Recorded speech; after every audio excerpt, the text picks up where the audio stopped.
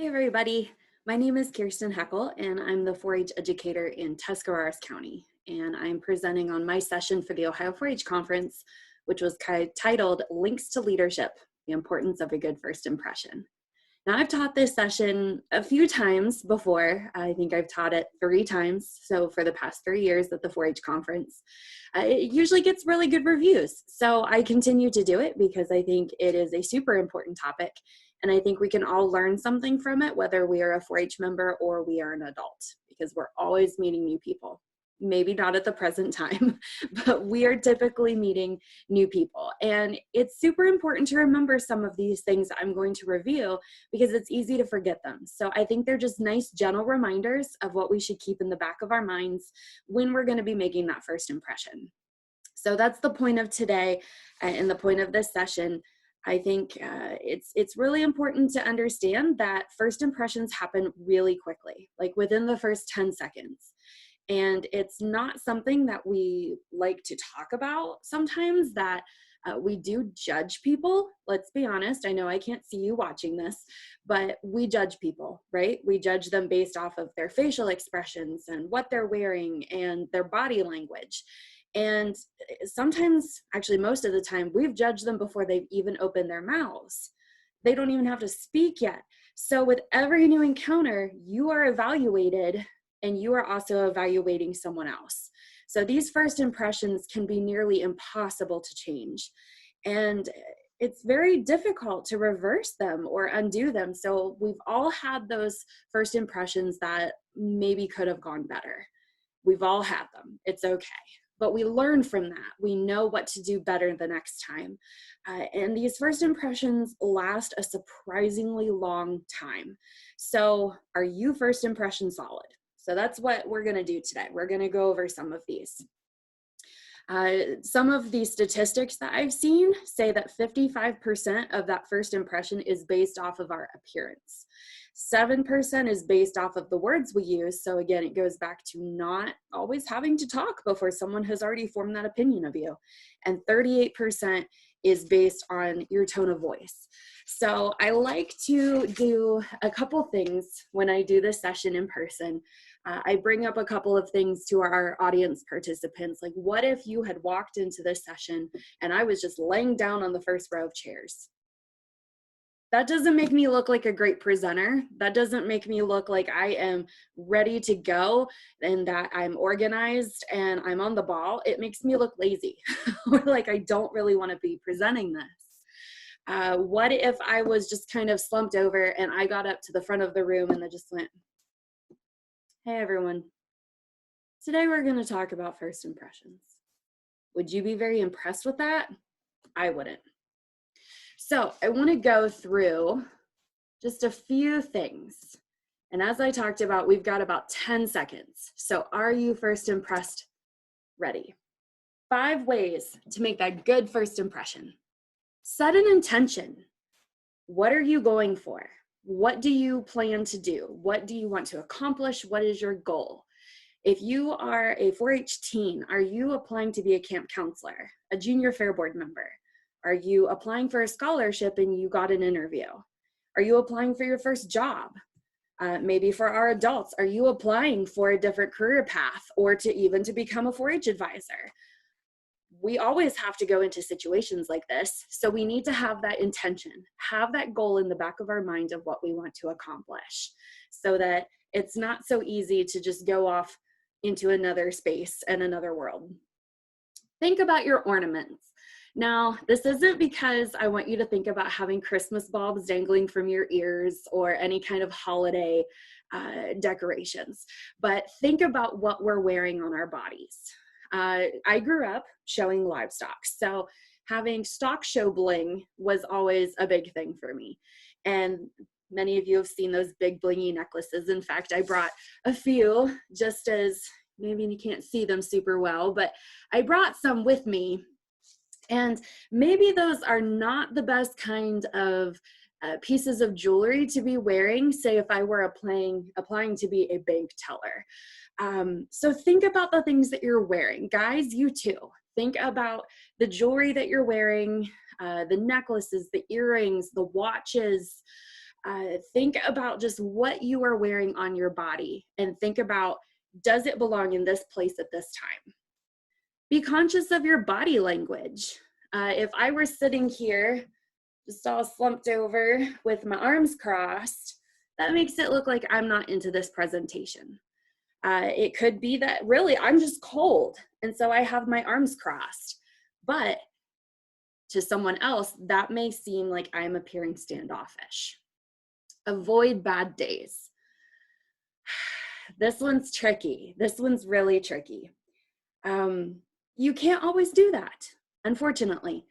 If this is something that you can reschedule because you know you're just having a really bad day and nothing's going right, you don't see it getting any better, maybe you're supposed to go to, say, a junior leader party, or you're supposed to go out with some friends where you're going to potentially make new friends and you're going to be meeting a lot of new people, but you are just not having a good day and it's not going to get any better. Can you reschedule this event? Can you take a rain check? Can you postpone? Because if you're already having a bad day, maybe going to this isn't going to make it any better. And we want people to meet you at your absolute best, not on a day where you're having just everything go wrong and you are not at your best. We don't want people to be meeting you at your worst. We want you to be fully there, fully committed 100% when you are in these situations. So if you can avoid bad days, avoid it. And then be interested and be interesting. I think this one is so important when it comes to talking to somebody for the first time. If I were sitting here just not making contact with the person that's sitting in front of me, and I'm looking everywhere else except that person, not at all making eye contact and maintaining it, does that look like I'm interested in getting to know them? No, that makes it look like I want to be anywhere else except with them. And so if I were that person, I would feel about 10 inches tall because obviously I'm not interesting enough for this person who can't even look me in the eye.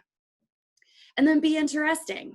No one likes those people that's just going to sit there and just say one-word answers or very non-committal like shrugs or grunts or whatever. So think of some interesting things. We all have some interesting aspects about ourselves. So think about those things and then just have a good conversation. That's super important. And one other thing that I'm going to add that I don't have on this slide, just one modern manner that I think is definitely worth mentioning is turn off your cell phone. What first impression will you create if you're already speaking to someone other than the person you're meeting for the first time? Your new acquaintance definitely deserves 100% of your attention. So at this point of the presentation, I would typically have everybody get up to do a icebreaker kind of activity. And so I'm going to just explain it because this may be an activity that you guys can take with you and do this on your own in your own groups or your own counties and communities. So I would give every participant an index card and have them tape it to their back. So usually this required a little bit of assistance from someone else. And then everyone got a marker. And so I set a timer on my phone and you were to find a partner. And this does not work well if you found a partner with someone you already know, because the whole purpose of this activity is to meet somebody you don't know so you can form a first impression of them. And so they can do that for you as well. So I would set my timer. You would each have a minute. So 30 seconds per person to introduce yourself, tell them who you were, what you're into with 4-H, where you're from. And after about 30 seconds, allow your partner to go and do the same thing. And then once that minute was up, then you would each turn around and your partner would write their first impression on the index card taped to your back. I would usually do this about 5 different times. I don't think you get quite as much good feedback if you only do it once or twice. So I would always make sure that we had about 5 different partners. And so then after the 5th partner, the 5th round was over, you could take your index card off of your back and read what people wrote. And I would always ask, is there anything written on your index cards that surprised you? And typically there was. Because obviously these are people that hopefully you've never met before, and you're in a safe place because obviously we're not going to be judgmental at the Ohio 4-H Conference. And so this was a nice time to get some, I think, definite good feedback on what you were like, because everyone's got that nervous energy like, oh, I have to go meet somebody new. Okay, well, I'm just gonna jump in and try this. And so usually I would have a few people speak up in my session and say, yeah, I got this on my card, and that's not something I was ever told before. And usually people had a smile on their face when they brought it up. So that was always something very cool.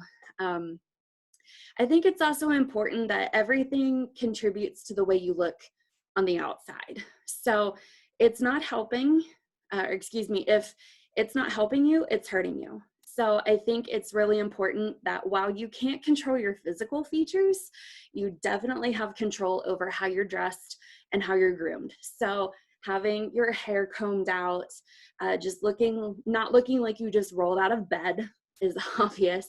That's always something important too. So it definitely makes a personal statement about you.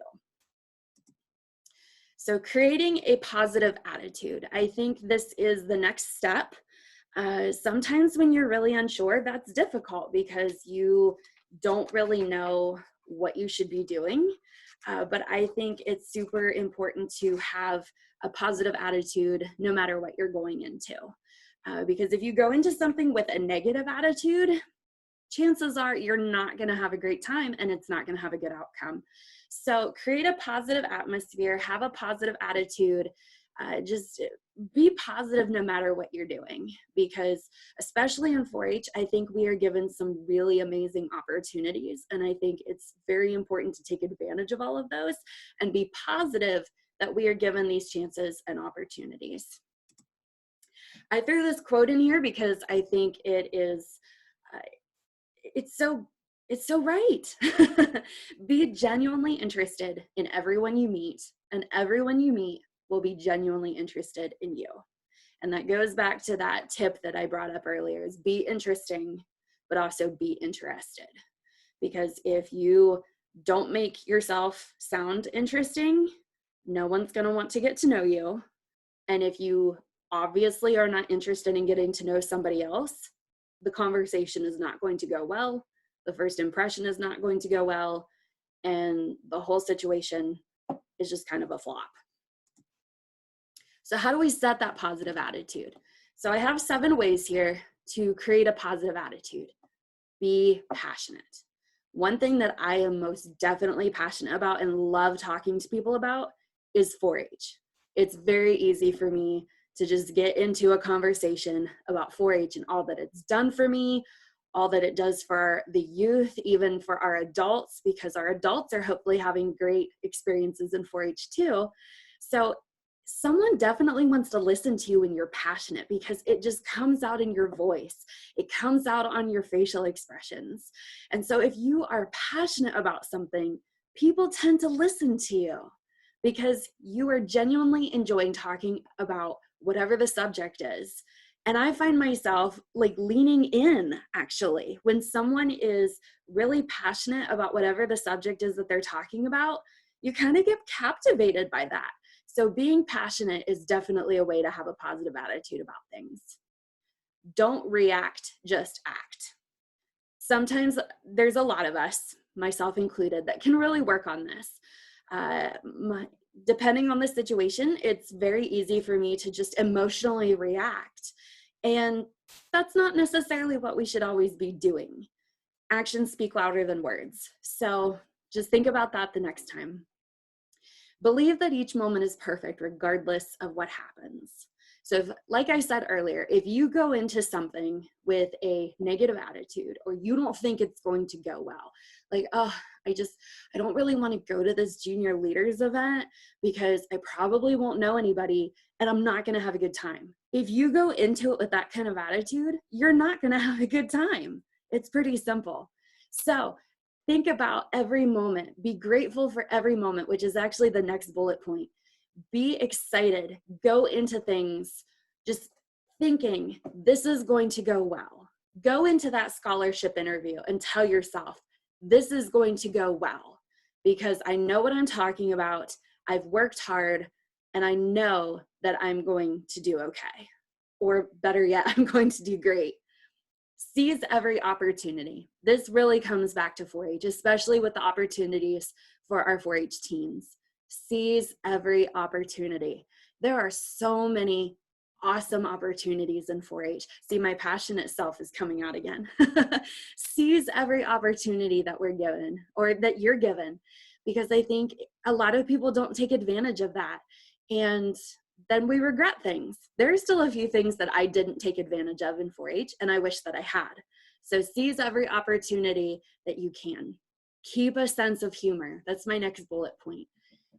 I love to laugh. I love to make people laugh, and hopefully you do too. And especially in today's reality, if we don't laugh, we'll cry. So that's just kind of been my motto through everything that we've been experiencing the last few weeks. And we're a little limited on what we can do, kind of like the 4-H conference having to get canceled. And so this is the best that we can do. We're still moving forward. We're keeping a sense of humor about things, and we're doing the best that we can. And believe that you are in charge of you. That is my final bullet point on having a positive attitude. It's very easy to get distraught and especially get disappointed in things when things don't work out the way we want them to, but you are the person that's in charge of you. So remember that. Someone can only make you have a negative outlook on things if you allow them to. So make sure that you remember you are in charge of you and believe that. So here's a few ways to make a negative first impression. Limp noodle handshake. How many of us go to make that handshake, and as soon as we hold our hand out to that person, they're just like, oh, hello, how are you? Strong grip. I mean, don't crush their hands, but have a good handshake. Practice that. It's really important, and it definitely shows that you are confident. Failure to maintain eye contact. I brought that up before. When you're looking everywhere else except at the person that you're supposed to be talking to, that's definitely going to create a negative first impression. Odor. Think about that. Showers, deodorant. Don't overdo it with the perfume and the cologne. But think about that. Some people may sweat when they're nervous. It's nothing to be ashamed of, but good things to know and to make sure that you take actions to counteract that. Which also leads me to sweat rings. So make sure that you may have to change your shirts out or whatever you need to do. If you're aware that you have a problem, just take the steps that you need to combat it. Bad grooming.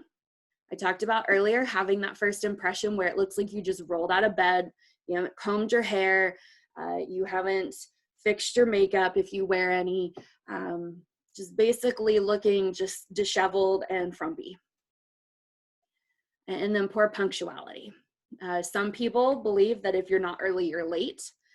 So that kind of just depends on you and how you roll. But for me, I like to be several minutes early, just for whatever reason, because I don't like feeling rushed. And that can also not only create a negative first impression, but if you're feeling rushed because you are either right on time or you're actually a couple of minutes late, that could just set the tone for everything that's going to happen and transpire after that. Because if you don't feel prepared and you're feeling rushed, are you going to be able to catch back up? So just a few things to think about when you, and just a few things to avoid when you're trying to make that first impression and make sure it's not negative. Negative emotions, which are also negative attitudes, close off your brain from the outside world. And this focuses on negative emotions like fear, anger, and stress. So again, it goes back to being positive and just remembering that we're in control of ourselves. And so negative emotions don't have a place in our world. It's hard to combat that sometimes. And sometimes those negative emotions really want to push in there, but that's when we just have to push back. So I also like to talk about in this presentation why communication is so important. And communication is just simply the act of transferring information from one place to another. And so there's a couple of different types. Obviously, we are used to verbal communication, but nonverbal communication is super important too. This goes way back to making that first impression. If you are like the lady there on the left, and she's all slumped over and she just has that really downcast look on her face, that body language is not great, right? She doesn't have super great posture. She has a very sad facial expression, and she just does not look engaged at all. Now, the lady on the right definitely has that upbeat posture. She has a smile on her face. Either one of them, their clothes could be acceptable, but she just looks like she's someone that is really ready to talk as compared to the lady on the left. So those are just some examples. I know that that's a really extreme example on the left, but it's still something good to take note of, because some of us have difficulty remembering, myself included, to check our facial expressions sometimes. I definitely can look like I am super unimpressed when I don't mean to be. And so that's something that I definitely have to keep in mind myself when I'm going to be in an environment where I'm around people. I may just be concentrating or trying to pay attention, or I'm thinking, and instead I look like I'm super unimpressed by what's going on around me. And so those are just some things that we definitely need to keep in the back of our minds. So this is also usually the time where I have people talk about why communication is so important. And I always have another just quick little exercise about this. And unfortunately, it's not quite as effective in this type of formatting, but I'm going to go ahead and tell you anyway. So some of you may have done the peanut butter jelly sandwich activity before. This is where I call up a participant from the audience. If there's someone in the audience that I know, and I know that they'll feel comfortable doing this, I usually ask them ahead of time to volunteer. Otherwise, I just ask for a volunteer. So if I have somebody that I've picked to volunteer, someone that I know is okay with doing this, I usually ask them to play ignorant, just because this makes this activity even more fun. So what I have them do is I have them turn and face the audience with their back to me. And on the table in front of me, I have the ingredients, per se, to make a peanut butter and jelly sandwich. So I have a loaf of bread still in the plastic with a twist tie around it. I have a jar of peanut butter, still closed, cap on it, brand new from the store, so it still has that plastic liner. I have a knife and usually some paper towels too, because it might get messy. And I say, okay, I need my volunteer to now explain to me how to make a peanut butter sandwich. And so they can't see me and they can't see what I'm doing. So the reason I ask my volunteer, if it's somebody that I know, to play ignorant, is I want them to give me very vague directions so that they can't see what I'm doing, but everybody else can. So say, for example, if they say, well, take the peanut butter, I just take the entire jar. And then they say, take the bread, I take the entire bag. If they say, grab two of the 2 pieces of the bread, but they don't say take the twist tie off, I usually get really dramatic and just rip open the whole bag of bread, because that usually gets some laughs out of people. So this whole entire activity is just about being extremely direct and being super clear with our directions, so that we're breaking it down to make sure that the steps are very easy to understand and that the person can follow through. So again, that's why I like to do this activity, because it usually gets a few laughs out of the crowd. And that's why usually it's really helpful for me if I have a volunteer in the audience who has either never done the activity or somebody that I can ask to play along with me so that we can make it a little more fun. So I hope that this presentation has been helpful to you. I know it's a little bit shorter than what we would have done in a regular Ohio 4-H conference setting, but I hope that you're off to a great start now, and I hope you can take these tips and tricks with you and keep these in the back of your mind the next time that you are going to have a new impression on somebody, or you are going to be meeting people for the first time. So thanks a lot. I hope you have a great year. Take care, 4-H World.